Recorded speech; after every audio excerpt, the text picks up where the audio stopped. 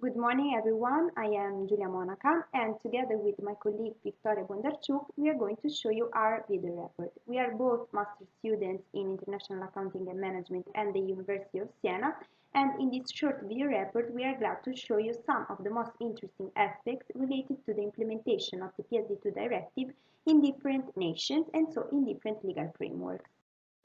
Good morning, I'm Victoria. As my colleague Julia said, we have had the pleasure to meet 8 panelists representing different nations.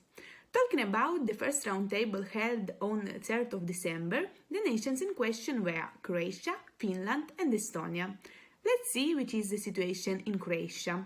Our first guest was Ivana Vukamanovic, Director of the Financial and Supervisory Law Department. Among the particularities she has discussed about PSD2 implementation in Croatia, I want to mention the one that concerned the payment service providers. Previously, in Croatia, the national discretion wasn't used to have payment institutions under exemption, but then the situation of markets has shown that there is actually a need to have the so-called small payment institutions, and this was in fact done in Croatia. As for services, there were doubts about issues related to data privacy and data protection for what concerned payment initiation service providers and account information service providers. Moreover, Croatian market is dominated by banks, and so there are not many entities licensed as payment institutions or e-money institutions. One particularity is that there are mobile operators that have provided pre-funded services for payment of parking services or public transportations. These types of services have obtained the e-money license, but then not all of them have decided to align their businesses with PSD2. For what concerns the biggest game changer for Croatian market, it is without doubt strong customer authentication, which deals with rights and obligations. During the same roundtable of 3rd of December, the second speaker was Yuri Terama, Doctor of Philosophy candidate at the University of Helsinki. Talking about Finland, we can see that it is similar to Croatia, because also in this case the market is eccentric and there are 3 banks that dominate 90% of market. In few moments we will see that there is a quite similar situation also in Estonia. Finland is a small market nation. The population is not so big, but area is quite large and distance is long, and so this probably might help to development of the electronic payment. One of the particular aspects of this nation is that the cash in circulation is one of the lowest in Europe and card payments are dominating. In Finland, talking about payment services means talking about cards or credit transfer. According to the opinion of Mr. Terama, this low amount of cash in circulation and easy access to electronic banking services has led to the fact that there are not many e-money institutions, and this has led to a series of problems when Finland has implemented PSD2 for what concerns requirements about the strong customer authentication. In fact, this was the greatest game changer in Finnish model. The third guest of the roundtable of 3rd of December was Nikita Divasenko, Doctor of Philosophy candidate at Law Department of the European University Institute.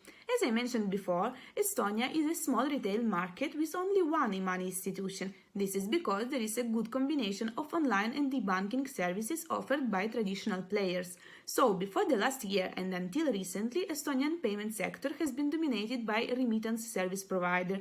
The payment sector is small, and the interesting fact is that while the average size of payment has been decreasing, the number of payment transactions has been increasing, meaning that people are using non-banking payment service provider more often, and that's one of the changes that PSD2 has brought with the payment initiation service providers. One particularity of Estonia is that this nation is a good example of country where the change would have occurred also without the new directive. Estonia is also known from the positive side for its fintech, and PSD2 introduced clarifications for the commercial agents exemption and also exemptions for telecommunication service providers. For what concerns the issues, these are fragmentation and the problem of consumer engagement. So, on the 11th of December, the second roundtable was held, and it was about the impact of PSD2 directive in Austria and Czech Republic. Petr Kotap, Doctor of Philosophy and Assistant Professor of the Faculty of Law at Charles University in Prague, summarized the impact of PSD2 in Czech law, underlying that it was evolution rather than revolution, so the overall impact in Czech Republic wasn't so dramatic. The Czech legislative organs have taken a conservative approach, basically not changing anything if they don't have to change it.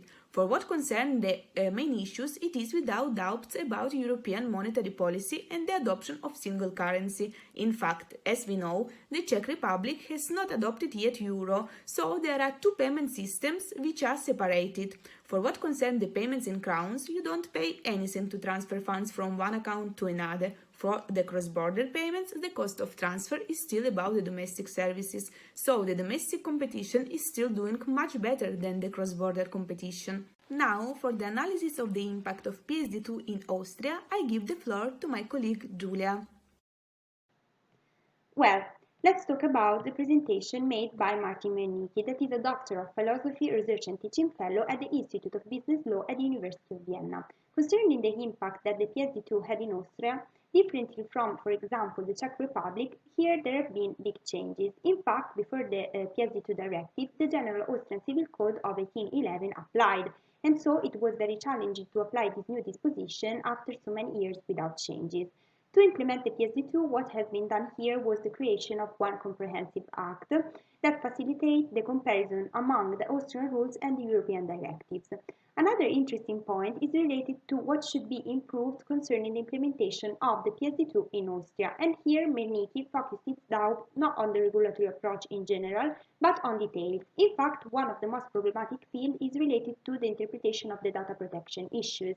And indeed, Austria is an example of an unclear relationship between data protection and payment service law. And this is an aspect that recurs in many of the nations that we are analyzing.